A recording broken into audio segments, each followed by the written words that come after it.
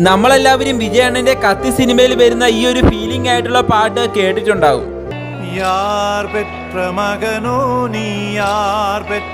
ഈ ഒരു പാട്ടിൽ വരുന്ന ഈ ഒരു ലൈൻ മാത്രം നിങ്ങൾ നോട്ട് ചെയ്യണം. അടി വേർ തந்த വേർവയ്ക്ക് ഈടില്ലേ ഇന്ത ഊർ പൂക്കും നേരത്തിൽ നീയില്ലേ.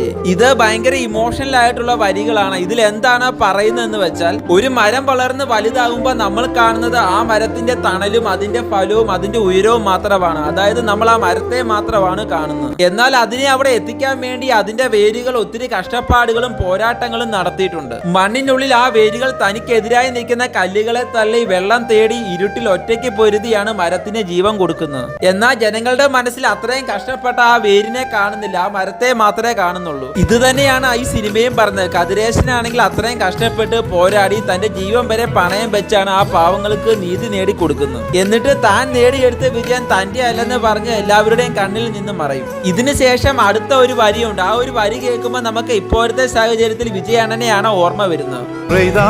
ஒரு முறைதான் உன்னை பார்த்தால் அது வரமே.